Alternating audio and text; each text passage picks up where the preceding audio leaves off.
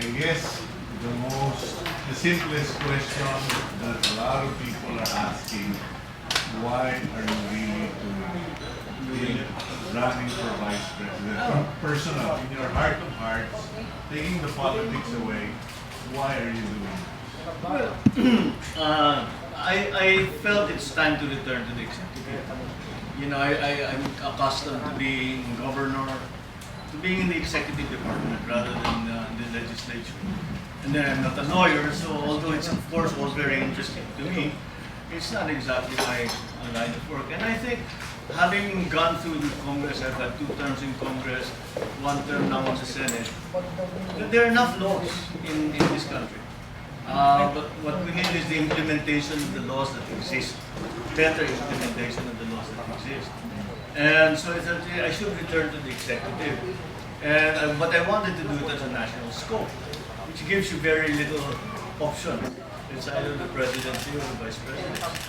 And I thought for this election, I think my best chance, or my best opportunity to return to the executive at the national level would be as vice president. Someone told me that you're doing this primarily to write a better future for your children, because being the son of Ferdinand Marcos, having the shadow of martial law and all of that, you've lived the consequence of that, and that you don't want that for your children. How true is this?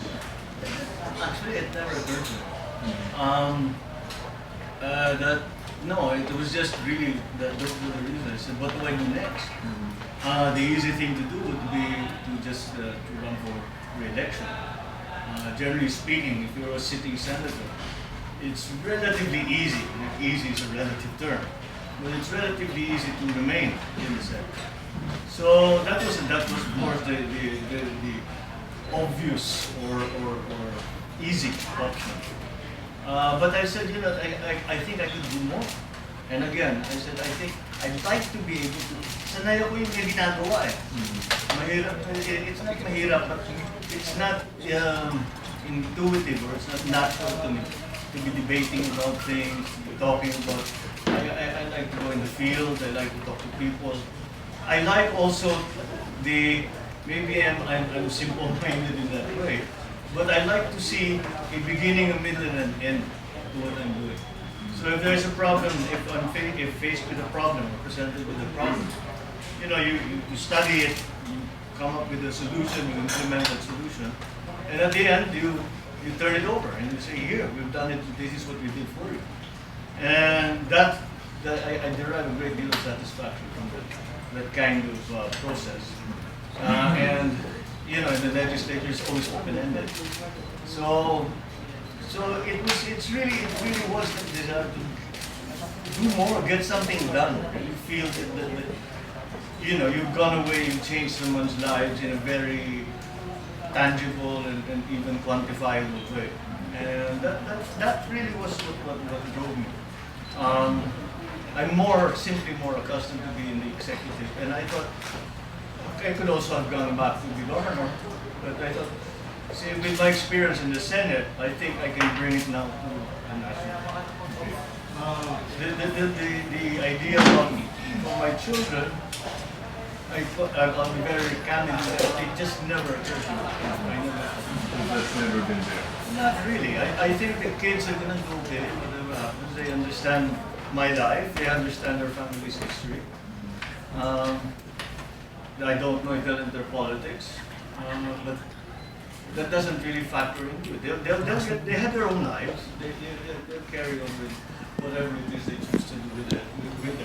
Okay. You've been governor, congressman, senator. You showed your caliber in the BBL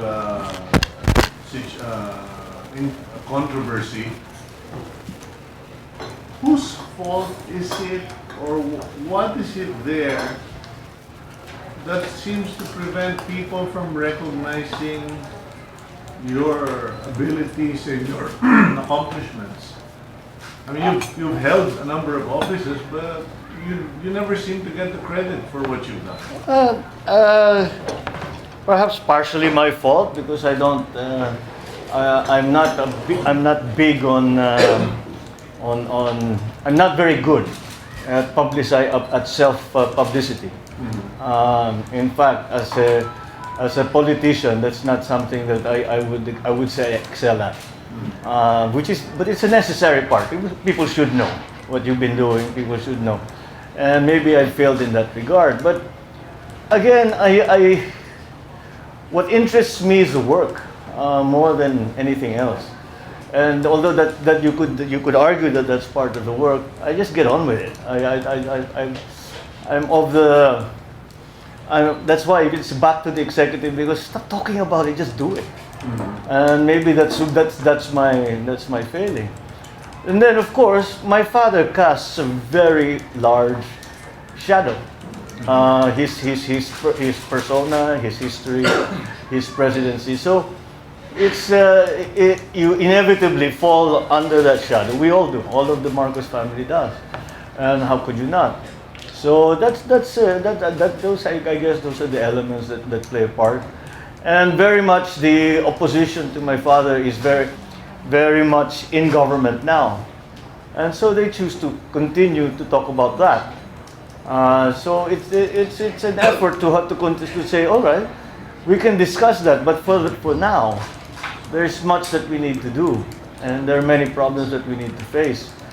But again, I guess that's just part of that's just part of my lot, of my life. Earlier you mentioned you believe that to everything there is a beginning, a middle, and the end. Some people are speculating that the run for the vice presidency is because your end goal is Malacanang and probably run for the presidency. Where are you in the state of things? Are you in the middle, still in the beginning? And what's the game plan? Again, it's. I mean, to an extent, I would speculate. Like every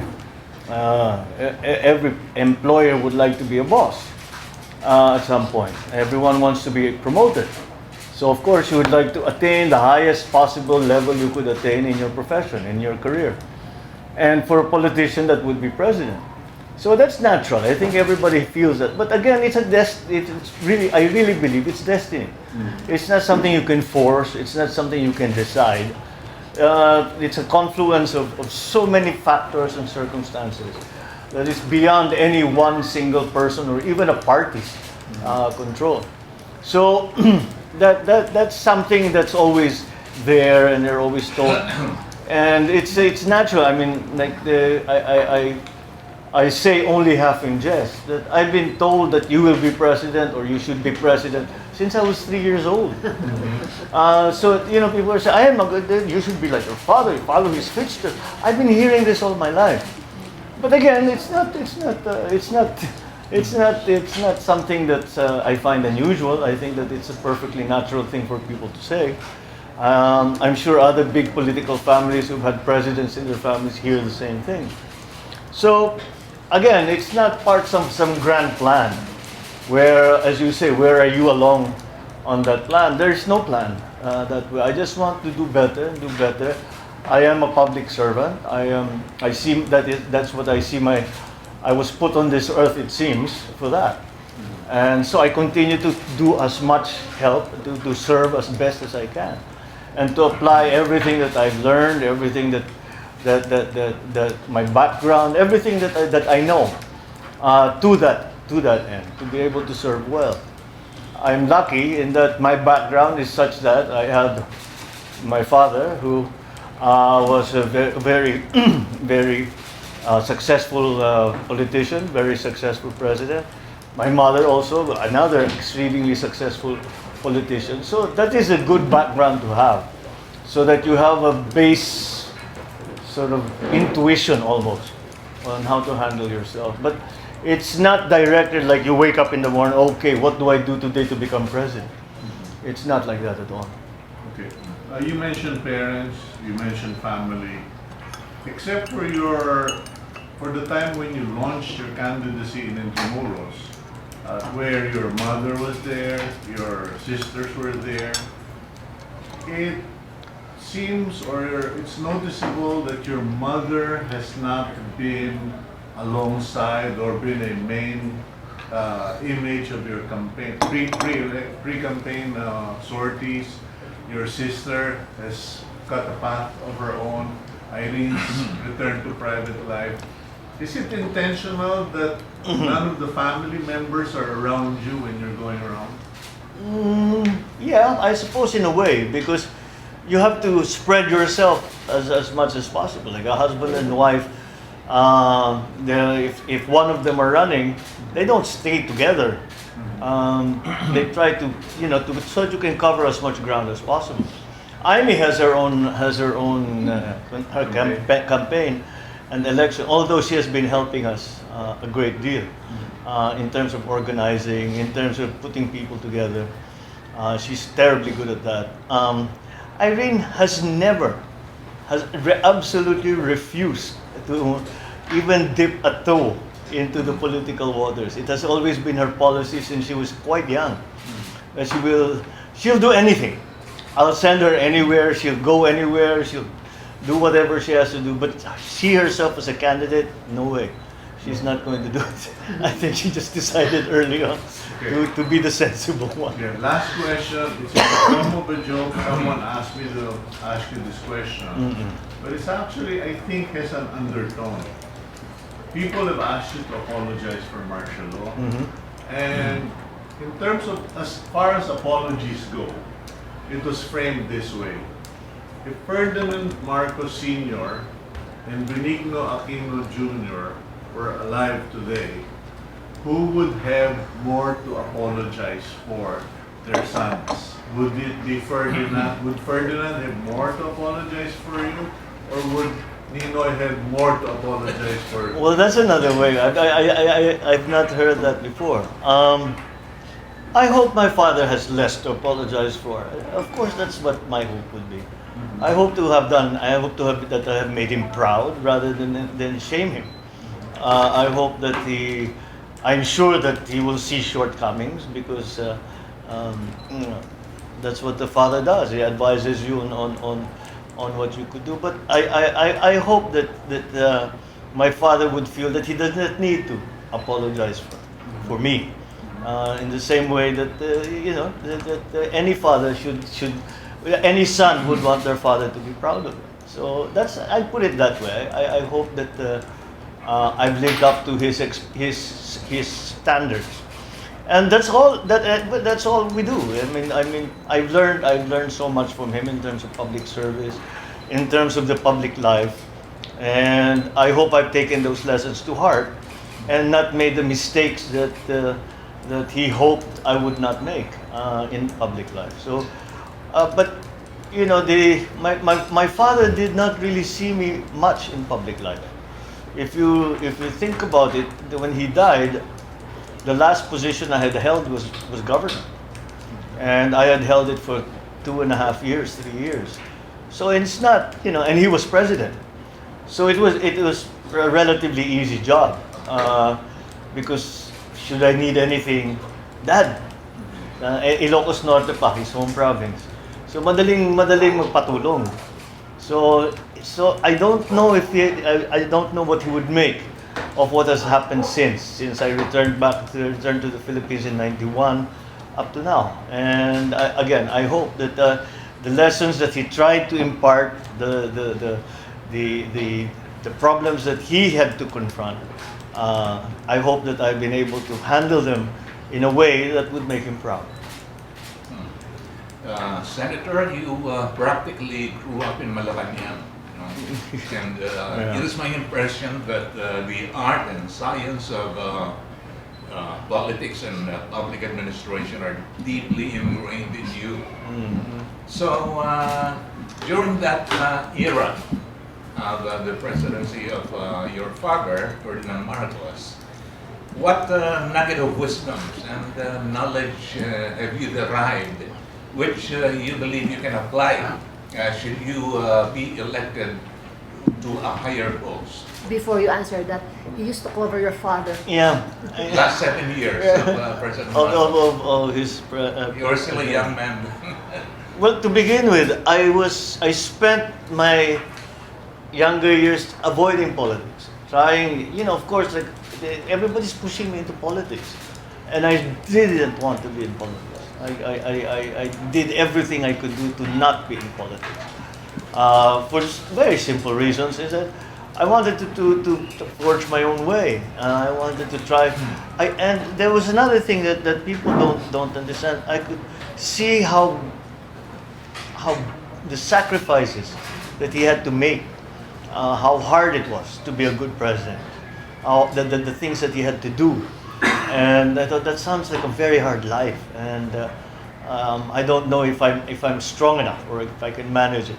I was set up to go into private life, and that was my plan. That when I've done with school, and my father maybe was no longer president, I would go into private life and, I don't know, go into business, go into banking, do something else, go into finance. Actually, I was heading towards that in that direction. But that's not what happened. And it's very hard when I think about people asking me that question. What are the lessons that you learned from your father? I think you know my father well enough to know that he was not the sort of person to sit you down and say, okay, well, the lesson for today is, matuto ka, ganito, ganyan, ganyan, ganyan, ito yung mga gagawin natin. It was not like that at all. You'd learn by example, and you didn't know you were learning. He would do something actually that would always be, was if I happened to be in the room and they were he and his advisors would be discussing something, he would suddenly turn to me and say, "What do you think?" And it's like, these are cabinet ministers, generals, or whatever. And you just have to come up with something. But that's the extent to the naglileksyon siya na tinuturuan ka. But since then, I have found myself in situations, and I say, let's do this. And I come away and I sort of think, ba't ko alam gawin yun? How did I know how to do that? And I must have picked it up from the old man. And so there are no like this thing, you'll be like this, you'll be like that. There are little things like, you plan for the ideal, support any plan that you make. There are little things like that, but nothing like you would say like, oh, I know how to handle this situation because my father sat me down one day and taught me this. It turns out that you have a good idea how to deal with it, because apparently you had watched him several times doing it. You didn't know you were picking this stuff up, but you were. I suppose it's the best way of doing it. So I think it's number one is just that the fundamental thing is that you have to work very, very hard. Number two, that you have to study. You have to be a good student all the time. Always study. The idea is that that old idea that the better you know, the more you know about the subject, the better you understand it, the better your solutions will be. And to get the perfect solution, you must have perfect knowledge. Of course, we never attain that, but you always work for the ideal. And those kind of very fundamental lessons, I suppose, are the things that you learn. The other thing was humility. Everything we are, I remember him saying this, everything we are comes from the people that we own, that we were born with. Everything that we are comes from the people. So we have been lucky and we have been blessed. And those are the fundamental lessons. Senator, this is Marian Go, our business editor. Follow up. Yeah, just follow up. How much of your father's administration or your style of governance do you agree with, and how much do you disagree? Of his style? Yeah. Leadership style. I can't see why I would disagree with that's my model.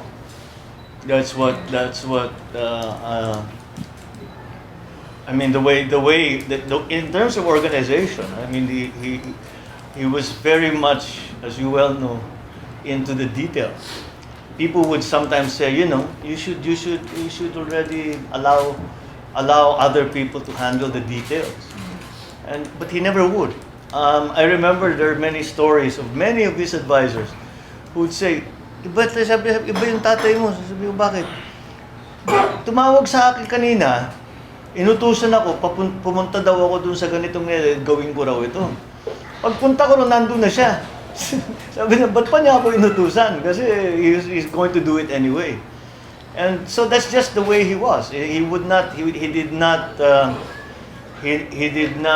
delegate. It wasn't easy for him to delegate jobs, even no matter how detailed it was.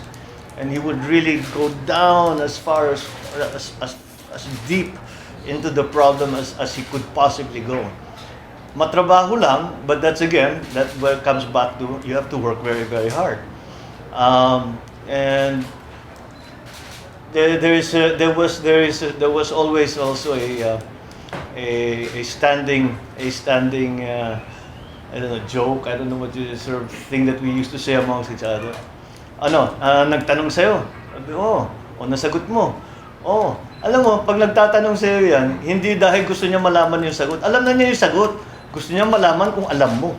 Kung nag-aral ka na. Kung it's always just testing you all the time. Testing all the time. Yeah, just one final follow-up.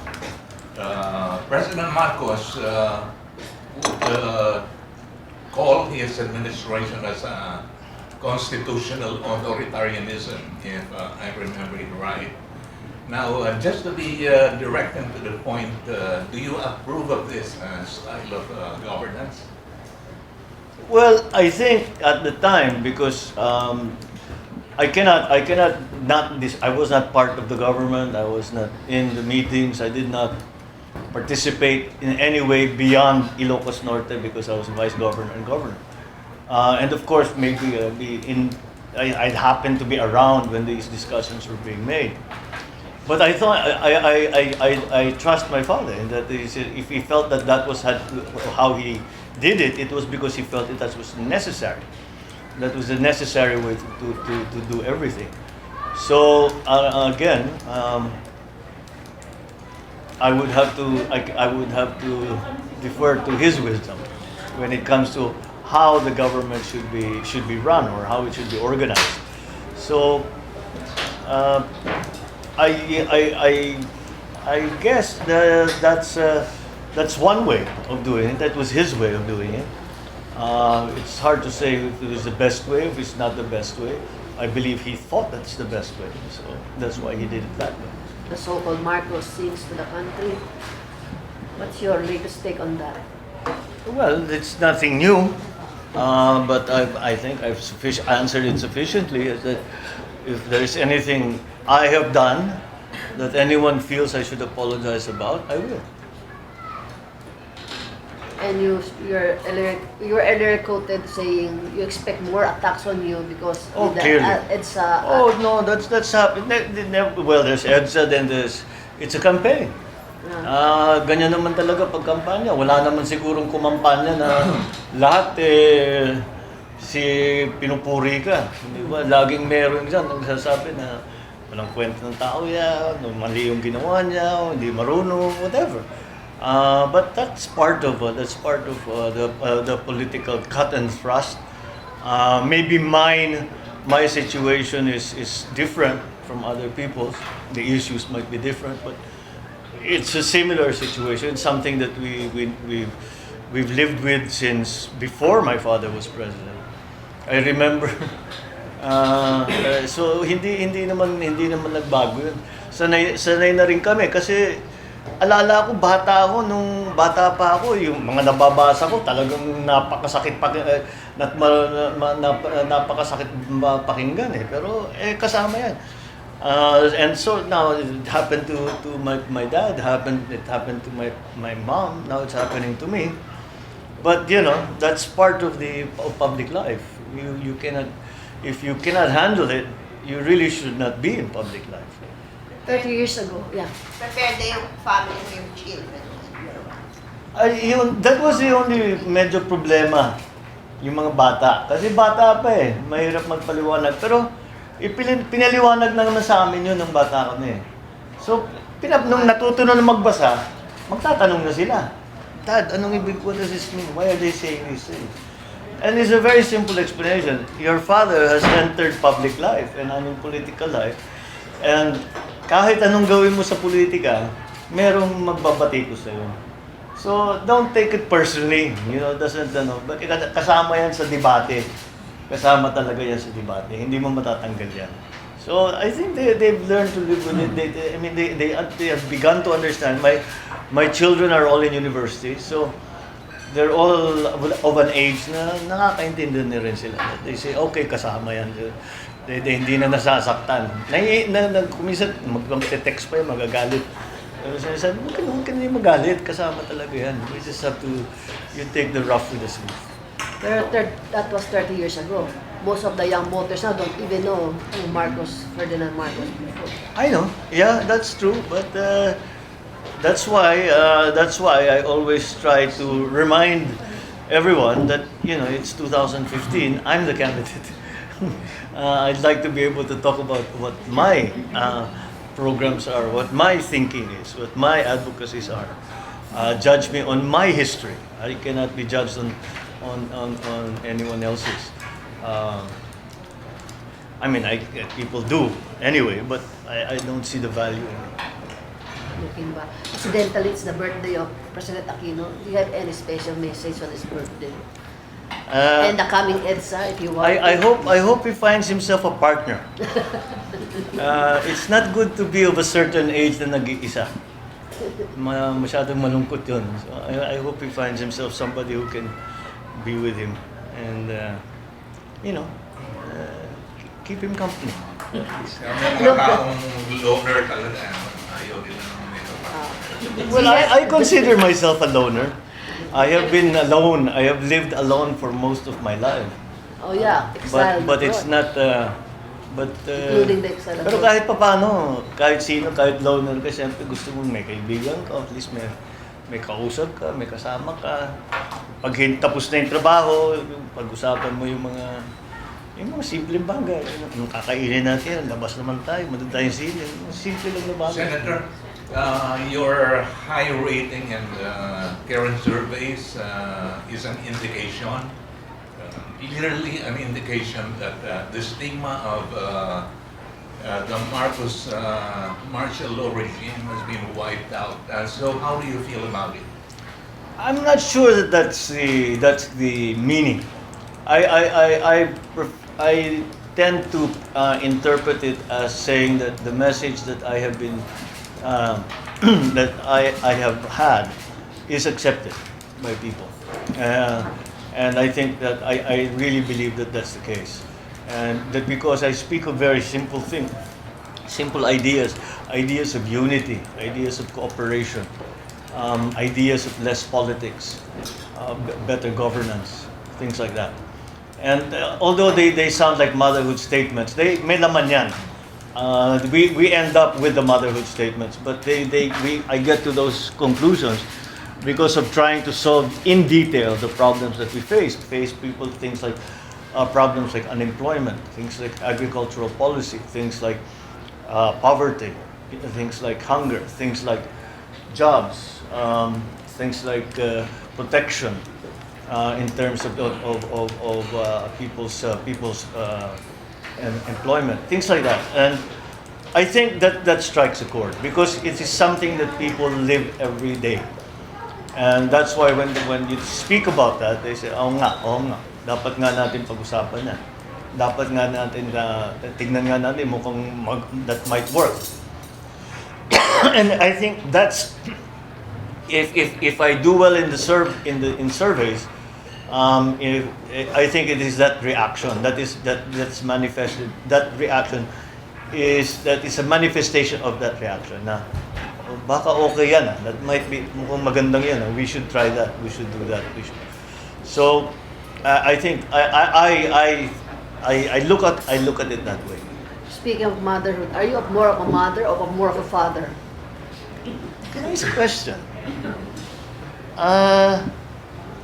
Depends on the situation, I guess, but I think I'm more of a dad than mom. Or qualities of your Yeah. mom?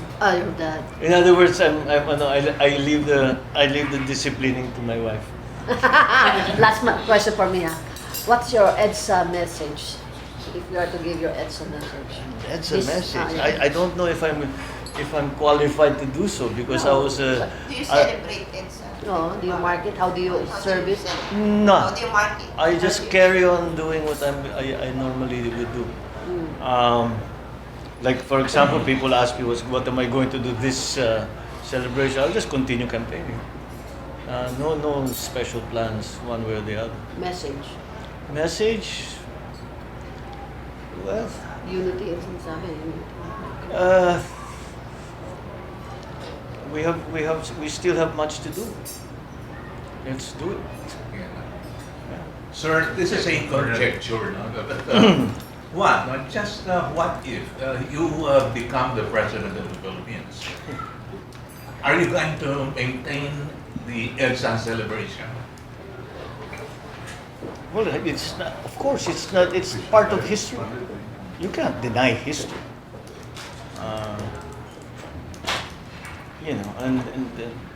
So if we have chosen to celebrate it, we choose to celebrate certain historical events, and if that's one of them, then we continue to. It is part of history. It's not something that will ever change. Maria? Sir, you stated that when I came in that you considered that your father is a success. Can we talk And- about me now? No, but I'll be leading to that. I think history has Sir, but I think it has still deserves seen an him answer. in- I lived through, well, I wasn't Marshall Obey, but I lived through your father's term. But anyway, you describe your father as successful, but how can, and you yourself have been called a revisionist.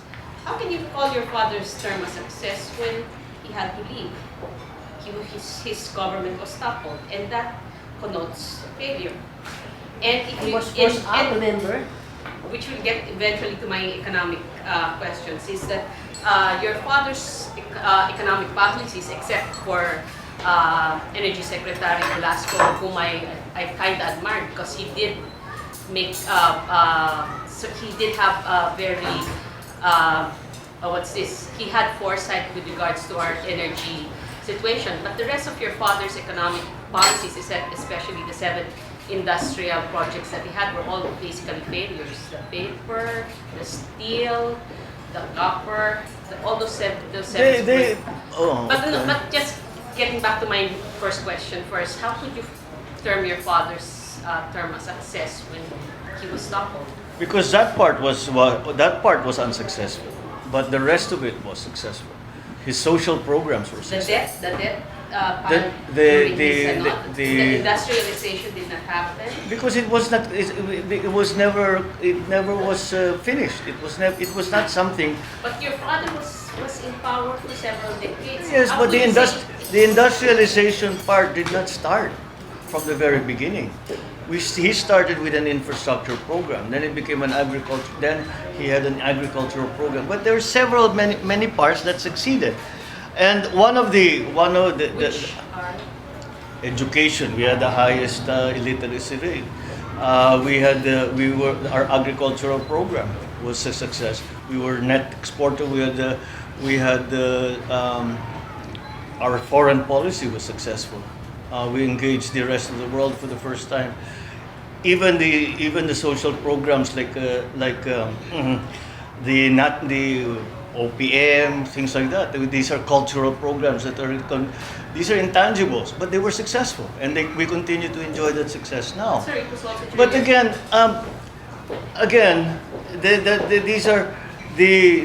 there were many things that were only just begun. That after '86 were not continued. So of course they were not going to succeed. So yes, there were certain. It's a mixed bag. But like land reform was finally completed. from the rice and corn was completed in his administration. It's one of his biggest priorities. So that was a success. So there were many successes. And certainly nobody has a perfect score, but I believe that we could consider many of the things a success. Of course, the fact that his government fell is cannot be considered a success. But that's one element in 20 years of many things that did succeed. Marvin asked the Marcos panel, please ask the Marcos part. Senator, regarding the DNA test. I'm sorry? DNA test. We had baseball last week. What about it? Oh. Are you serious about that? Am I? Yes, or was it a joke? Serious? Kasi sir, si Senator Grace po expressed willingness to undergo DNA test, but after the elections. No, it was really said in jest. Because every time I talk to the media, they will say, magpapa-DNA ka ba? Handa ka pa magpa-DNA? Lagi ko sinasagot, hindi makakatulong sa kanya yun eh. It won't make any difference. But walang tigil yung tanong. Sige, why not? Wala naman akong tinatago. So, yeah. So anak po ba talaga siya ni Macoy? Si Grace? Nothing. The real Macoy, Wala. At least the real Macoy, not you, On a more serious note, you handled governor, congressman, senator. You're up against a congressman, senator in the person of Cayetano. You're up against Lenny Robredo, who was a lawyer. She wasn't the mayor. Congresswoman. She was a not. congresswoman. It was Jesse who was the mayor. What advantage or markers do you bring to the table that makes you the better choice? Well, I would say that the problems that we face are, as I described them, dikit sa bituka. And that means the economy, the improvement of the economy, the improvement of the distribution of wealth, improvement of the creation of jobs, things like that. And I have some background in that. I'm not a lawyer, but I do not think more laws are going to be the answer. So I think in that regard, and then I have a history where we have put in social programs. We have put in things that elements that have succeeded and that have made a difference in people's lives.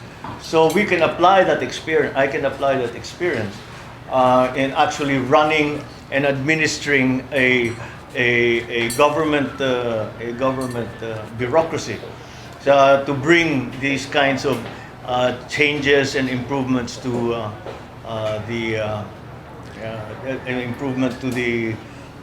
people's lives, and I think that's the main point. Because when I go around talking to people, that's what they're concerned about. They're concerned about, what are you going to do for me? My life's hard. I have no job. My children have no school. There's no hospital in my place. What are you going to do? I cannot get from here to there. My OFW husband is in jail. What are you going to do to help him? That kind of thing. So these sort of things. I have an idea what to do. I know I've had experiences, direct experience in certain aspects of it, which leads me to be able to say we can apply that at the national level, and I think that I'm pretty sure that it would be effective. Just to take off on what Marian said, just last question, because I gotta go. She mentioned the fact that your father's administration was toppled. I know for a fact that the Americans have been doing the rounds, studying the candidates, interviewing the candidates. Were you ever interviewed informally by the Americans? Do you feel that they're going to have an influence on the outcome of the elections? I don't know if during previous years, the Americans were clearly very influential. I think that influence is less now. As to contact, yes, I think it's a policy of the American embassy to keep in touch, to invite you out to, their political officer will invite you to coffee, just to chat. Say, what do you think about this? What do you plan to do about They that? chatted. Yeah, they've never really stopped. even when I was congressman, governor, the same. And which is good. I think it's really useful because it's important that they have, of course, very much big interest in the Philippines. Of course, they will want to know that if you're planning to run for higher office, all these kinds of things, and just your commentary on what do you think, what do you make of this, or what do you make of that, and that's not really stuff, and it's something I think that should be encouraged. Not only not only the U.S. but even the EU, EU groups, chambers of commerce, those kind. We're constantly in touch with them. Yeah, China is of course. China, especially since China now has become such a big global player, and because of our singular diplomatic situation with them now, sure, that's certainly important. But there is our relationships with the Americans are multifaceted. Right now, China is not. Singly, isa lang ang issue natin sa kanila, yung West Philippine Sea. Senator, just continue with my questioning. You have the benefit of having seen the past and now moving to the future. Specifically on the economic policies, could you flesh out, basing it on the fact that your father's program, which theoretically would have been quite good, and then the succeeding administrations who failed to really capitalize on whatever gains he had and their own failures, and even for the current administration, what would be your economic policies with the view in mind of the past and the succeeding administration's own successes and failures that you would want to be able now to build on? I'm saying, you said your path is eventually vice president and perhaps in the future president. What would be, could you flesh out in a little bit more detail your economic? Well, what we face now, I think we keep hearing about, for example, the high rate of growth and GDP, etc., etc. However, when you go to the countryside, it's not felt, and that I think is a failure of government, because government must trickle-down theory doesn't work. If there's one thing I learned in school, it doesn't work. The government must take an active role to bring down whatever riches come to the country, to bring it down to the bottom level, and that is something that is required that we have not really done a very good job about. And we have that distribution of wealth. The CCTs is a good attempt, but I think the CCTs essentially what it addresses were social ills or social needs rather than distribution of wealth, because we always talk about CCTs being like in the model Brazil and like that. They were funded by corporate taxes, so there is a distribution of wealth, rich corporations to poor people, whereas ours is funded by borrowing. So we don't have that element that the original conception had. So I think we have to expand it in terms, maybe not in terms of funding, but in terms of involvement. Not make it work for pay cash for work, cash for building, cash for teaching, cash for whatever. We expand level up, as the expression is now being used. Secondly, we are top heavy. Now the SMEs, we really have to do. We talk about it a good deal, but we haven't done very much about developing SMEs, about giving more opportunities, not only in terms of credit, not only in terms of support, but also in terms of training for people so that they know how to enter into SMEs. Even something simple like cooperatives. That's something. What do we do instead of encouraging cooperatives? We have a fiscal policy that does not recognize the tax exemption of cooperatives, and we are collecting taxes from small cooperatives, less than 10 million retained earnings. So we have to change that thinking. It makes for a more stable economy anyway, and it also makes it for a more stable to the middle class. That's the middle class we're talking about here. So you develop the middle class, so it's larger, makes for a more stable country, political situation, social situation, all of that.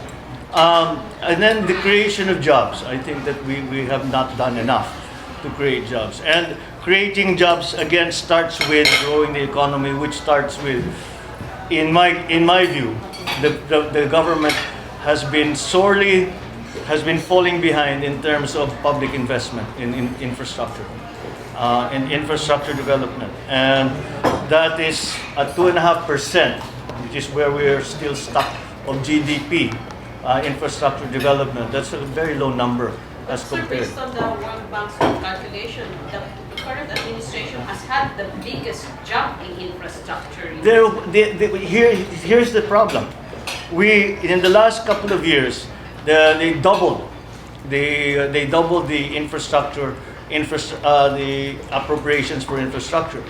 However, they lessened, for example, public works. They reduced by 30% because of, again, a World Bank study saying that it was overmanned. So I think in 2013 or 14, they reduced it. At the same time, they doubled the budget because the goal was to reach 5% of infrastructure development. But you cannot have both. You cannot reduce your number of people, your engineers, and increase the appropriation. If you look at the history of public works, I'm chairman of the public works, that's why I have an idea. Ang daming binabalik na project kasi hindi nila kaya. May pera, may ganito, pero hindi nila kaya, wala silang tao. So binabalik yung project. So this kind of disconnect, we really have to fix that. If we're really going to improve the infrastructure. Secondly, I think there is something that that's something that I've come to call political infrastructure, and I mean it's infrastructure development for your kaalyado, not on merit. And I think we should start to adopt what is sometimes called business-driven infrastructure. We should be, again, in partnership with private sector and say, what do you need? That's why our airports, our ports, our power, our internet, these are all things that absolutely are necessary if we are going to improve, if we are going to expand the economy, if we are going to create jobs. And that's something that I think we've fallen behind on the public investment. Then we do not have enough programs to prepare. 90% still of employment is in the private sector. So we have to prepare our people to enter into the private sector. So again, the government should have more programs in place to prepare them. And again, in partnership, you go to the private sector, anong plano ninyo? If we do this infrastructure development, which areas would you like to go into? And what will you need for it to be successful? We need to have this road here. We need to have railway. We need to have whatever it is. And the business-directed infrastructure is what we have not really been doing. We have not been doing it in partnership. And unfortunately, I really have to lay the blame on politics, and it is directed very much on a political basis. Development of the middle class, the development of the SMEs, the distribution of wealth. I think those are all exceedingly important. There are solutions. Infrastructure development. Wala na tayong pupuntahan. The power problem is still there. And how do we know this? We are not a price giver in any global market. We are price takers, and that's why trade at the end is the most important part of should be the most important part of our development. So if our FDIs are fairly low compared to other countries in ASEAN. Basically, what would be the economic policy that you would espouse to attract more foreign direct investment? Very simple. You just the chambers of commerce have already told us. You don't have to. You make it up. 1, fix your power problem. 2, financial institutions must be more stable. Because we keep changing, they complain that we keep changing all the rules. Of course, then there's that the economic provisions in the Constitution should be looked at again in terms of ownership, not so much of land, but more about corporations. So it really has to be looked at properly because it is becoming a global. It's not becoming. It is a global economy. So you're not in favor of increasing, allowing more foreign land ownership? That's a tricky issue. Simply because we've seen how it happens. Because whoever comes in to buy land has more money than the residents of that land. So itataas nila yung valor ng lupa until the people who actually live there can no longer afford it. Mayor Duterte's own statement on that was that he would prefer a long-term lease. That's a possible solution. But then there's the other argument on the other side, is that they can't take it home. So what are you worried about? But what will happen is that they will displace people from where they have traditionally lived, because the value of the land will fall outside their capacity to pay.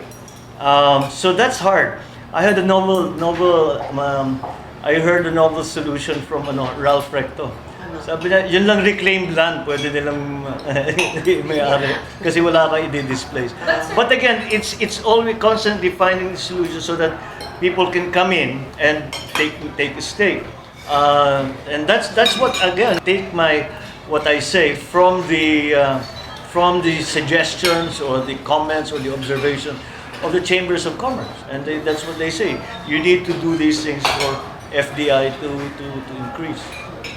I don't want to sound morbid, but Royce Nieres, we withdrew last week. I know. Died. No. Gulat ko nga eh. Oh, I didn't know. diabetic siya. But I didn't know he was that ill. Cardiac arrest eh. Oo, bigla. Sa St. Luke's din dinala. Tagil.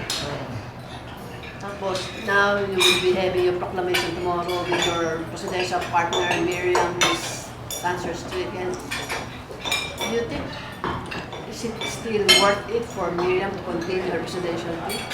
Well, that's for her to determine, and if she says it is, then I take her at her word. Who would know best but her about what she can do and what she cannot do? So, yes, kung sinabi niya kaya niya, hindi kaya niya. What are your scenarios? Don't you feel now it will weaken your tandem? You have to carry the ball for her. No, I think the basis is the quality of the candidate. The quality of the candidate does not change. I think she is still extremely qualified, and she has shown to have the capability of solving all of these very difficult and complex problems that the country faces. Eh, di ba, ano ba yung real score with you, with Duterte? Legal? The real score, the real, No lang, we're friends. ano ka, aldab, yung aldab sinasabi na... Ay, hindi kami yan. That's some people who have chosen to pick Mayor Duterte and myself. But I think that's one thing we'll find. I've begun to find with these elections. Ang gulo nitong election nito. And the reason I think also we find it magulo is because the party structure has really diminished in importance. Multi-party kasi. Hindi na talagang kasi I hark back to the time when there were places na dito nationalista kami dito. Hindi na tinatanong yung kandidato, basta nationalista iboboto namin dito. Oh, Dito liberal kami dito. NP is not endorsing you as... No, the NP has decided to not declare an official candidate either for the presidency or the vice presidency. How do you feel about it? Well, it's Senator Manny's decision to make. I wish they had endorsed me, but they didn't. So, Ano, independent ka ba, ne? independent ako nag-file. Ano, independent Tatlo kami. Oo, kaya... So, napilitan kaming tatlo mag-file ng independent. Ganun. Kasi hindi namin pwedeng ilagay nationalista. Oo. Kundi, ikaw na yung official. Okay. Eh, wala kaming permiso sa Why partido. not Miriam? Si Miriam PRP, why not embrace the PRP? Because I filed, I decided to file before she entered the fray. So I was already filed as independent. So, but the official tandem is you. How about the Duterte, ano? Wala na yun. Wala yun. There's no subsisting, ano. With me? Oo. No, wala talagang ano. The extent of it is that is my friend, and that's it. That's about it. Oh, well, Daddy, just that to ano lang, ah. What if you, both of you, Miriam, and you win the elections, and she is still ill? Yay! What yay? Yeah, we won. They're good, and she's still. And she's still ill, and how can she effectively run the government? So, ikaw, Vice President, will virtually run the government. Then I will help her as best as I can, and I'm sure everybody who had supported her will do the same. You know, I have a genuine belief in her capability. We have also a genuine commonality when it comes to policy and our approach to governance, and that's really why we got. It wasn't something. It was a very natural thing, only because it turns out, and this is something I learned in my time in the Senate, where it so happened that Miriam was always sat next to me. And so we had long conversations about many things, and it turns out we agree on most of it. And that's why when the opportunity to run with her was came, it is a very natural thing. Hindi pilitan. But you have seen that when your late father was sick, virtually somebody else is running the government. It was been accused that the First Lady was the one running the government. Yeah, I know. But that's not the case. But in any case, we'll cross that bridge when we come to it. But I will play my part, whatever is required of What me. cabinet role bang you are envisioning for yourself? Well, when I'm asked that, I always say dole, because it encompasses so many areas, and I think that's one of the biggest problems that we face. Not only local employment, but also our OFWs need a great deal more support, and we have to have better policies when it comes to that, considering especially that they're such a large part of our economy What now. policies specifically for labor? If you wanted to handle the labor portfolio, what policies would you want? Well, to begin with, we have to put an end to the exploitation of our workers in the mga endo, yung mga contractualization. There are protections that are provided by law, which we are not providing our people, and that's something that really has to be done. Again, balik na naman tayo dun sa those things I was talking about before, the creation of jobs. And the reason that I say dole is that we don't have to change our policies. We don't need any new laws. We just have to make the running of the system better. We have to do better in terms of our OFWs, in terms of support. But that will include the DFA already. So it's really a very large subject. So the main policy again when it comes to labor, when it comes to the OFWs, I think the long-term end result is sana we can bring them all home, or whoever wants to come home should be able to come home. We should be able to provide them jobs, and again, that we go back to job creation, and that means. When you say job creation, specifically in what sector? That is something that we have to formulate. That's a plan we have to formulate, and again, it is have to be a partnership between public and private. And we ask private, what do you feel is the future for the economy? Where do you think we should take this? The example that I take is, remember when there was when suddenly India became the go-to country for IT. And if you look further back into their history, it didn't just happen. The government established institutes for IT in each province, and over 5-10 years they produced all of these engineers, etc. And that's why they got to that position. We have to identify where we think we should go. Now there's still in terms of OFWs, palagay ko, we should try to, we should try to maintain that if the OFWs are getting jobs, they are the engineering at the middle management, upper management, like we had in the beginning. Service providers and yayas and healthcare, that's out of those people. I think would rather stay at home if they could. It's just that they don't find any jobs here. So that's a policy that I think we should try and pursue. Now, in terms of the Philippines, well, tourism is one of those immediate areas that we could really improve upon quite quickly. But the aspiration is 10 million a year in terms of tourists, but we're stuck at 4.5 simply because of the airport. So let's fix that. Let's put it. I don't know, but there have been so many proposals. Clark, new airport in Cavite, all of these things. We should study them properly and see what we can do. So that's one area that immediately comes to mind. We don't have to reinvent the wheel. Just follow what the most successful countries when it comes to tourism. Manufacturing is one area that we have become very, very weak at. We do not really build anything anymore, not like we used to. But again, that means competitiveness. Kasi hindi na pwede kagaya ng dati na may protectionist attitude tayo na, we give subsidies, we put up on tariffs. Hindi na pwede yan. That's simply not allowed. So the writing is clear. The writing on the wall is quite clear. With the ASEAN integration coming up, we have to make our people more competitive. How do we do that? They say hindi mo pwedeng labanan ng China because the labor costs are so low. Well, that's shifting.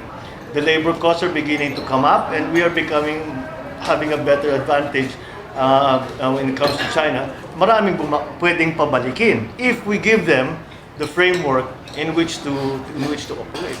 What is your stance on the China-Philippine rift right now? More engagement. I think it is good that we have made our case in the UN, in the arbitration. But as a lawyer friend of mine pointed out, he says, yes, that's fine, you can make your case, but you're not going to win anything. Because it's like a case. Wala kang kalaban eh. Paano mo mananalo? Diba? They're not involved. They're not part of it. So the UN cannot say you win, you lose. So we have to engage China more. What's the end result? The end result is to get away from this tension, this belligerence, this conflict that we are experiencing now. And the only way that will happen is that if the representative of the Philippine government and the representative Chinese government sit across the table and sign an agreement. How do you get from here to there? That's the thing. So the way I see it, looking at the history of all of these very difficult negotiations between different countries, is that you have to engage them in every way. And we do it in G2G. We do it. We do it in terms of private sector. Tell our friends in our friends who have investments in China. You say, baka may kilala kayo. Baka tulungan niyo naman kami. Baka meron kayong kilala na makatulong sa atin. I always quote the example of the United States. What began the warming of relations? Ping pong. And nobody planned it. Diba? Nobody planned it. Naging kaibigan lang yung ping pong player ng China at saka ng Amerika ng Olympics. And from there, nag-upisa. Panda. Diba? You never know where it's going to come from. So you have to try everything. And but you will never get to the point that you want to get to, i.e. the signing of that agreement, unless you're talking. So small steps. And this is something that I've always suggested was simpleng lang. For years and years, historically, traditionally, as far back as you care to look, our fishermen and the Chinese fishermen would fish in the same waters.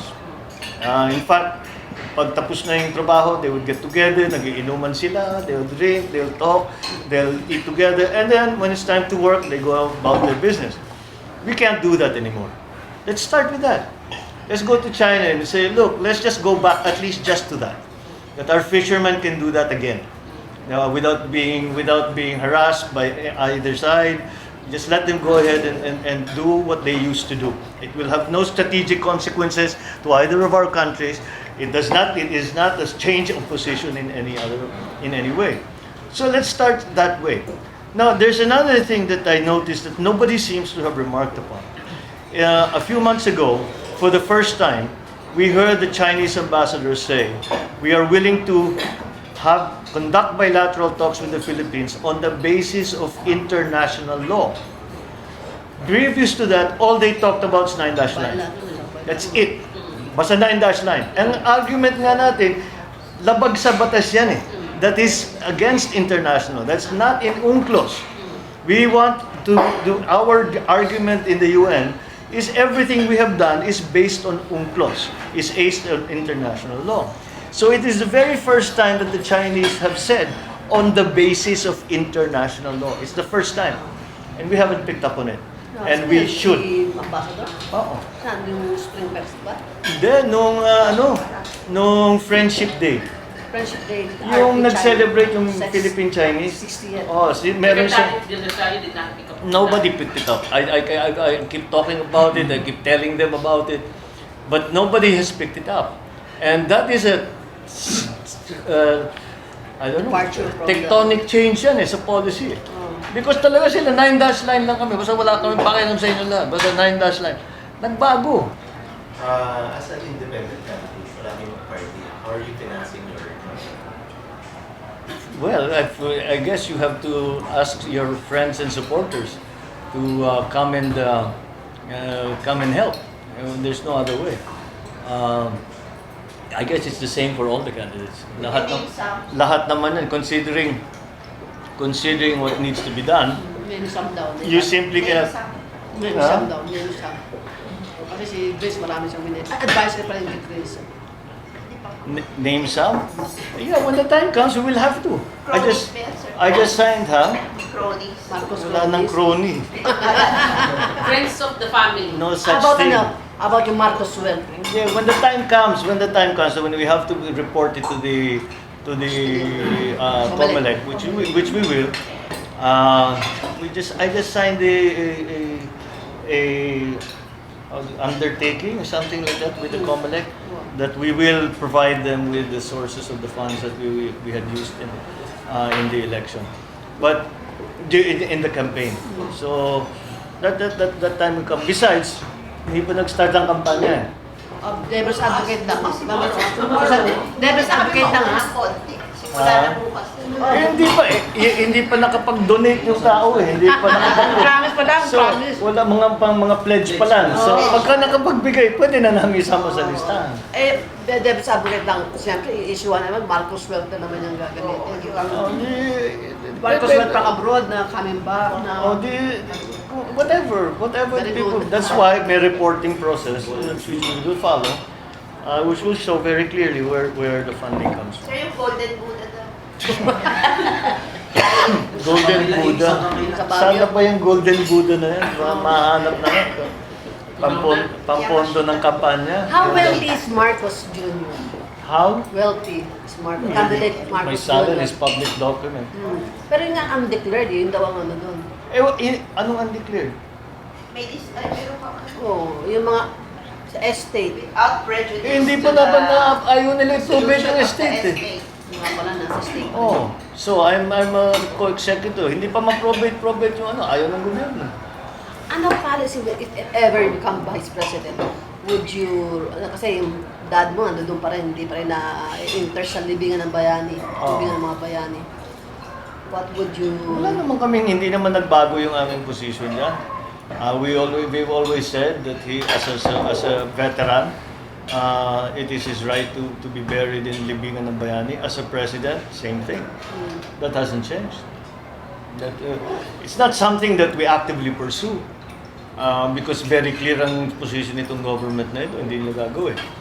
But we haven't changed our position. Have you approached the nagpapatakbo ng Libigan ng Bayani administrator if that is possible? As a Well, yeah, and soldier. they explained to us that in the rules, that is so, that a veteran will be buried in Libigan, has the right to be buried there. A former president also has the right to be buried there. So on both counts, my father qualifies. So that's why our position has been like that, and we believe that that's the case. But you know, this administration decided against it. So. Sir, what is your scenario about, just going back to the question of, what's your scenario if based on the surveys also, that if your partner, Senator Santiago, does not make it, what is your scenario with the possible partnership, President, Vice President with Binay, with Mar, or with Duterte? Well, I like to tell this little ditty. Let's look at, tignan natin silang lahat. Number one, sabi ko kung sino kung nahalala ko, tapos sino naging Pangulo. Let us say, si Duterte, wala akong problema sa kanya because as I said, we're quite close. We've been friends for years. Jojo Binay is from the north. O di natural allies kami. So, medyo You have no bad blood with Binay, considering that he was a human rights lawyer, etc. Well, we're talking about the present. If we were back in, I don't know when, then we would probably be on opposite sides of the barricade, but we're not there now. Iba na ang usapan. Okay, and then Marojas is my friend also, and is my wife's cousin. Miriam, of course, is my running mate, and Grace is my sister. So what's the problem? So you know, I have I love that. People love that joke. Anyway.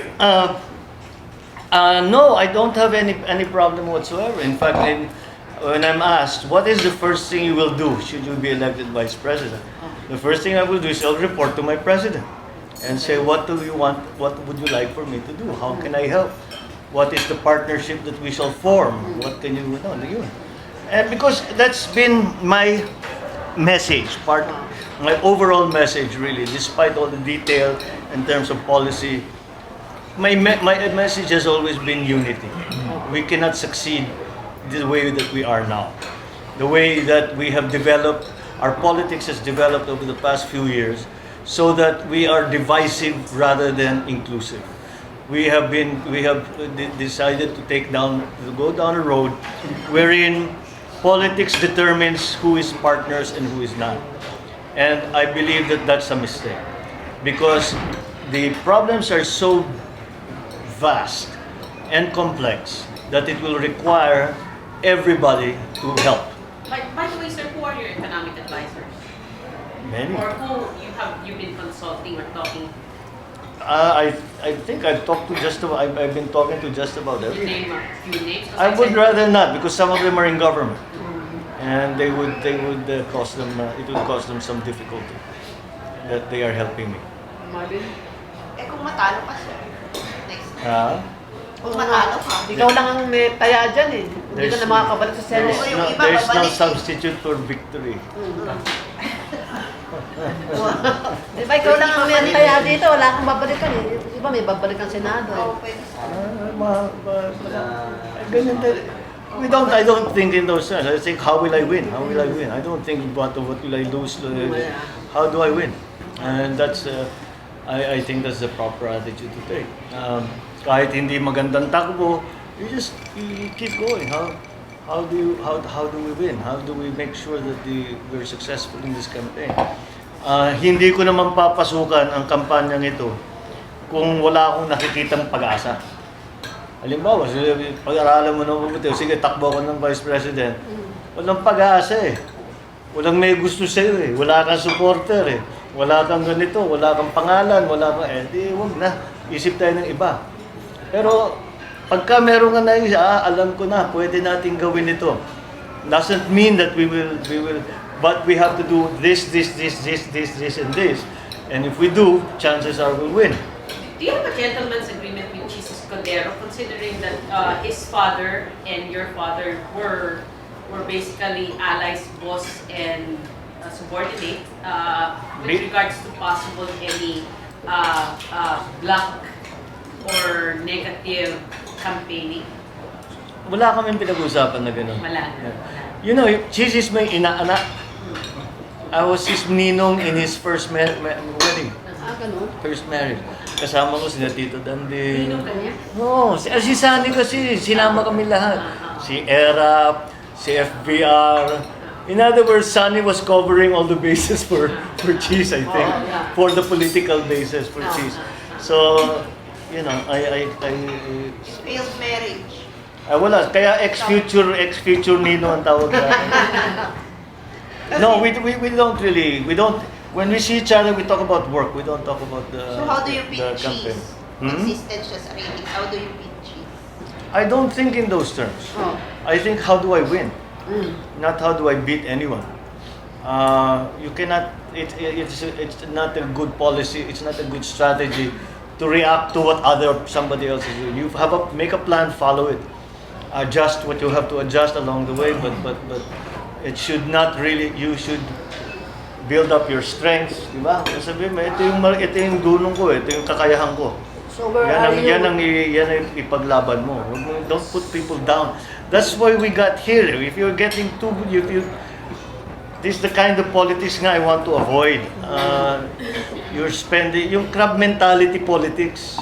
Na imbis na you're trying to succeed, you're trying to put other people down. At the expense. Wala, then you're stuck. You're stagnant.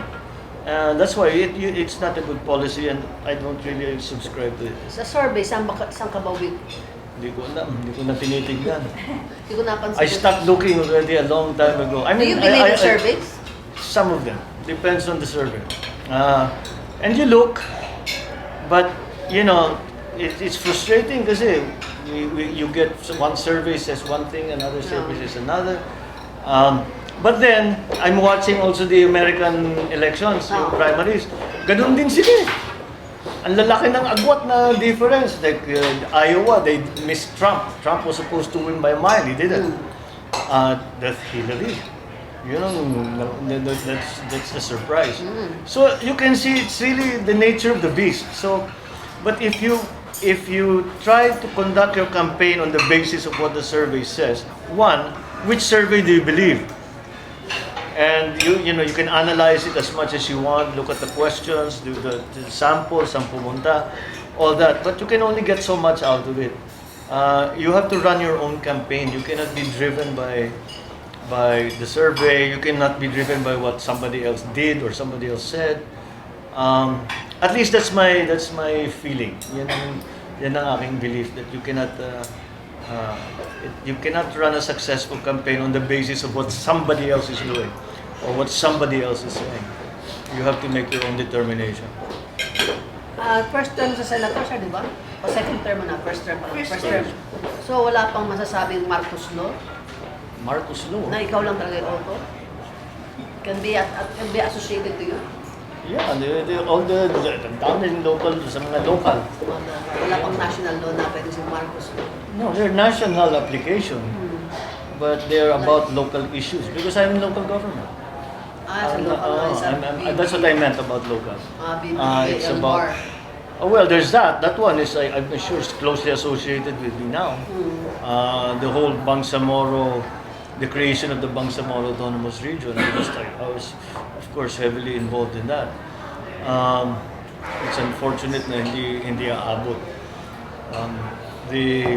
Some of the initiatives we've taken in terms of barangay elections, SK reform, many of those things that we've started some amendments on the local government code. And I've been involved also in issues outside, like the green building code kasi sa public works code. The one that I was very frustrated was housing. I was in housing for the first 3 years. Pero hindi What happened? Wala kaming hirap eh. Kaya ang simple lang ang housing. Housing, kailangan magtayo ng bahay. Oh. Eh hindi naman pwede magpatayo ng bahay pagka walang pera. So kung hindi binibigyan ng gobyerno ng pondo, kahit anong gawin mo, walang mangyayari. Bakit Also, Jollibee na yun? one of the bills that were passed on third reading in the last Congress was the creation of the Department of Housing. Pasado yun, pero hindi naharang sa House. So Sir, that didn't just go. going back to your agricultural policy, Mm. there's a growing sentiment already, or a perception, or maybe that the comprehensive land reform has not really effectively worked, and that now there is a growing push, especially with food security in mind, to allow again maybe perhaps scrap na land reform and allow commercial farming. What is your stand on it? You said your base is agricultural growth, but what is your stand on this? I think definitely we have to modernize the whole agricultural system. We have no policy in terms of agri. And if you ask, there are many people who say there's no longer any real agriculture in the Philippines. And the statistics bear this out. That 70% of poor people are in agriculture. Then our miserable performance in terms of food security is clear. So really we have to do something about that. And that's something that it's not simple, but we know the answer to it. What you go back to to agriculture, we just simple the supports that we. So, that, sir, would you scrap land reform and allow yes, commercial farming? as far as I'm concerned, land reform was finished when we finished rice and corn areas. We should. Kasi halimbawa, if you're going to improve agriculture, one of the big issues is mechanization. We are the least mechanized agricultural system. We don't have a system in Asia, in maybe most of the world. So to do that, you have to have large tracts of land. In Ilocos Norte, the average tract of land is 0.7 hectares. You cannot have what is so-called extensive agriculture when you have little pockets like this with strange shapes that really don't make sense for. It doesn't make sense for someone to buy a tractor. Because bakit siya bibili ng tractor? 0.7, pag ganun-ganun na, tatlong balik-balikan, tapos na. So those are the things that you really have to think in terms, if we are going to feed ourselves, if we are going to, halimbawa, sa palay, if we are going to start gaining yields of 10, 12 per hectare, 12 tons per hectare, you have to have highly mechanized, and it has to be highly supported. What people generally who are not involved in agri do not understand is that planting is a very, very, very small part of agriculture. It's about irrigation, it's about credit, it's about processing, it's about mechanization, it's about market information, it's about R&D. And agriculture is particularly frustrating because the people that are making Vietnam and Thailand and all the countries we're buying from succeed, they all trained here. They all came to UPLB. And so we're the ones teaching them how to do it. Why can't we do it for ourselves? Marvin? Tanong ka? Just going back kanina, I was just curious kung On- did you ever consider for president? Did I? Consider running running for president. You mean for this election? Why not president? Very, for a while, because people were saying you should. So you thought about it, yeah, but yeah, I mean, it is. What are my options? I can. There are many. I can just run for re-election. Oh. I can run for the presidency. I can go back to Ilocos Norte and be governor again. I can be congressman, and I'm lucky. I had many options, but it was just one of all the options. What's available? You have to be, shall we say, objective, rational. And say, ito ano ba talagang pwede? Oh. Saan ba ako pwedeng pumunta? Oh. Just based Anong on- gagawin ko? Eh, palapit na yung eleksyon. You have to decide what to do. Hindi naman pwede yung just sit back and... So ano ang advantage ng VP na push you to decide to Executive. Gusto ko talagang bumalik sa executive. Gusto ko talaga yung may nasanay ako sa governor eh. Yung may problema, o sige, itong gawin natin. Gawin mo. So you do it.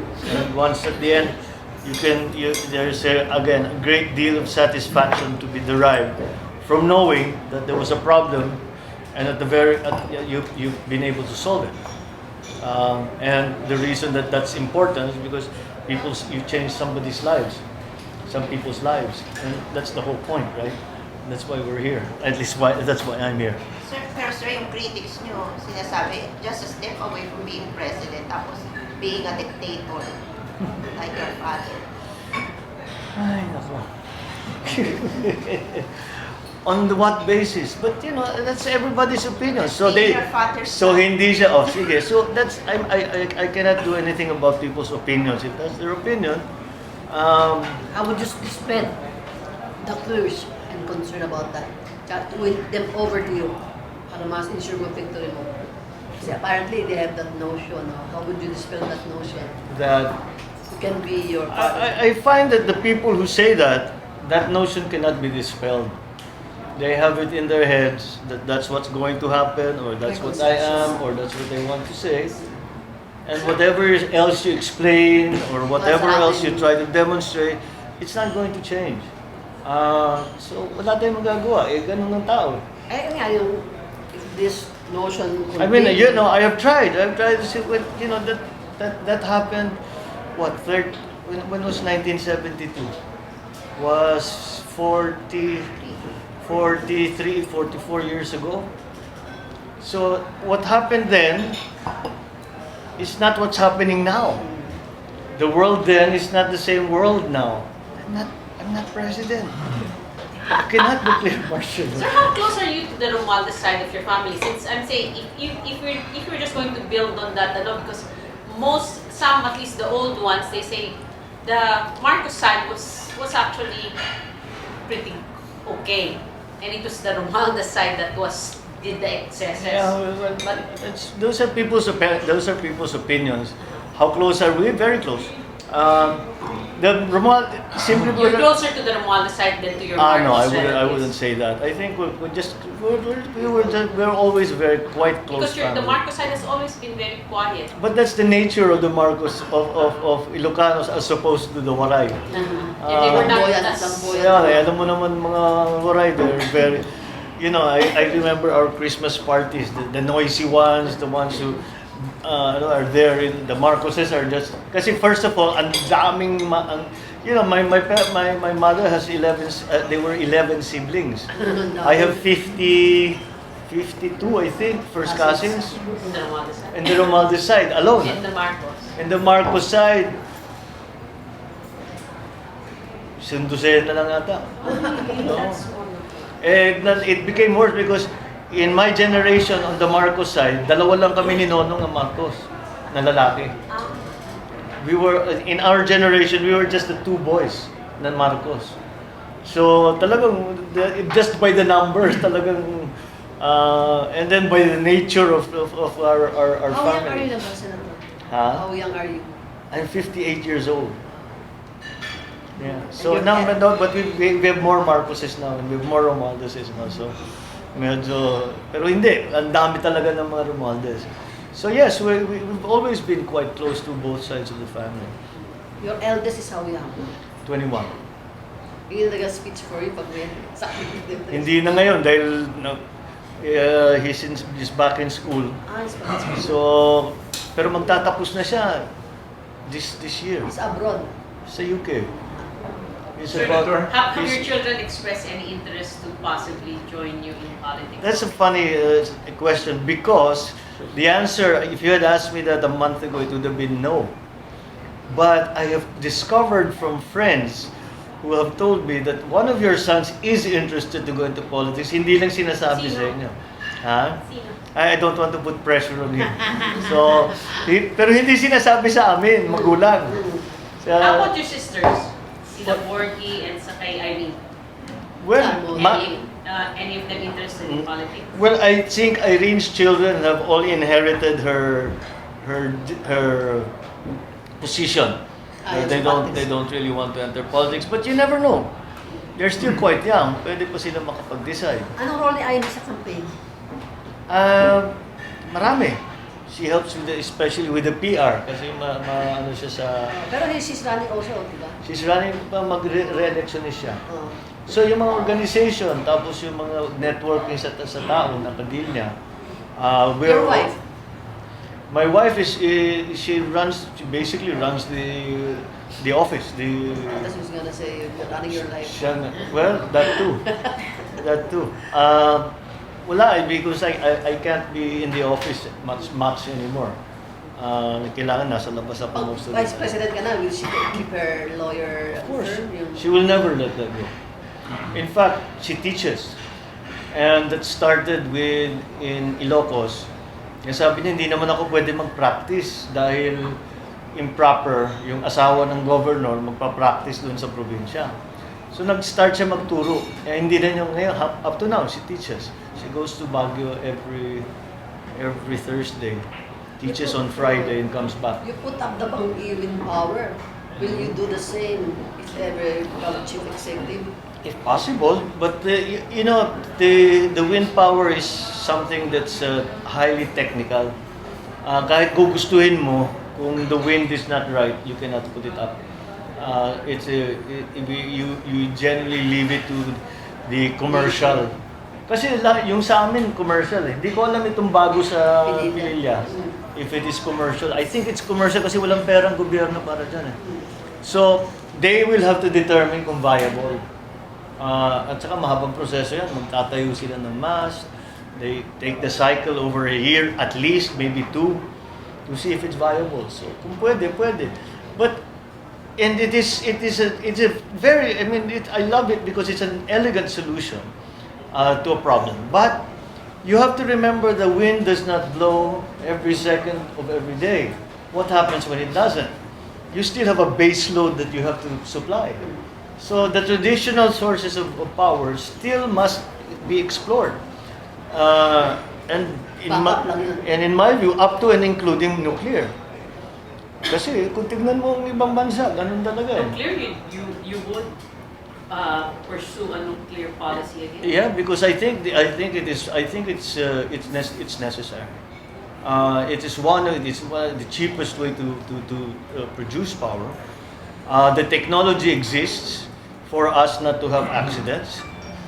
The Bataan nuclear power plant, for example, has sister plants in Korea, which have been running since late 80s. In fact, they're building another one. I think they're building a sixth one. And ironically, they're called Cory 1, Cory 2, Cory 3. Korean something, electrical. And to show that it's possible to actually run it properly, to provide relatively cheap, and clean, as long as you do it properly, electricity. So Could you it's just necessary. There's just no other. We need power. You talked about industrialization. It's the single most important driver of industrialization is cheap, reliable power. Sir, you did not, you refused to name your economic advisors. Could you perhaps name some of the economic managers that you admire or that you would want to work with? I'm saying you haven't talked to them or anything, but people that you think deserve to be in managerial or executive positions. Well, I think many of the advisors that have come down. Well, in my father's time, they were all very, very good. But they were all technocrats. They were all from the private sector. Mm-hmm. I think that's what you need. The current ones. Again, I don't want to. I'm saying, admire mo lang naman. Admire mo lang who would make a difference. Marami tayong magagaling. Depends on what area you're talking about. Energy, finance, trade. Sa energy, wala Agriculture. tayong nakikitang bago. Sa agri, who has run a good we haven't really had a proper agricultural policy for a while. That's why I asked, who do you think would have made the contribution? Made a Who contribution? could make a contribution? Make a difference. The one that we miss sorely, especially not only because of, on a personal... Alive ba? Alive. Wala. Si Sunny nga, I was going to talk about Sunny's Hindi, wala na yun. Hindi mo na yung matatap eh. wala talaga. Pero Yung president, marami pa dyan. And the ones that I'm talking about Almar lang naman eh. are in government. Oh, Kaya mabibigyan ayoko ito. na silang isubo. anyway, Almar lang naman eh. hindi nga Kahit na, nako, knowing, yung nako. I president mo, really would, mga kaibigan ko ito, ayoko silang ilagay sa alanganin. in your press release today, you said you want to be a fiscalizer. When you say a fiscalizer, you're gonna be an opposition. No. I said, that is after I said, na I will be there as a partner to my president. I will be there as a, but doesn't mean you're a sycophant. You speak up when you say that I don't think that this is the best policy. I think that we're going down the wrong road, or I think there's a better way to do this. All of those things, that's what I meant in terms of fiscalizing. But be constructive, not destructive. Be constructive. Kung hindi tayo nag-agree, let's find a way to agree. Let's find the best solution. Let's not to be a fiscalizer just for its own sake. Na may masabi ka lang, na pintas ka ng pintas. If there's something that I really detest, it's people who just sit there and criticize with no alternative solution. O sige, ayaw mo yung sinasabi ko. Ano yung gusto nyo? Wala naman masagot. Hindi mo ka na magdadakdak dyan. If you have nothing to add to the conversation, just remain quiet. If you're not going to help, then you just don't be part of the problem. And that's something that I really, really believe in. Of course, if you see something wrong is happening, you say so. But doesn't mean you want to destroy what the system is. You're trying to make it better. It's not to make it to stop it or to destroy it. It's to make it better. That's really the idea. Chico from Ilocos. Oh, kumusta ka? Sir, the Philippines has been ranked as the second most dangerous country for journalists, next to Iraq. If elected, how do you intend to address the problem? Well, again, it's a question of enforcement. It's a question of the recognition of the role that the media plays. I think as a politician, it's well understood the role that media plays. Maybe in terms of the rest of society, it's not yet that clear. But it's a balance. I mean, it's a balance. It's something that you have. There is irresponsible media and there is a responsible media. But if you're giving everyone a voice, that's why I was very highly opposed to that libel law on internet. Because for me, malaking pag-aasa natin sa internet because it gives everybody a voice. Even the crackpots, the whole gamut of people, all the way from the very sensible, very intelligent, very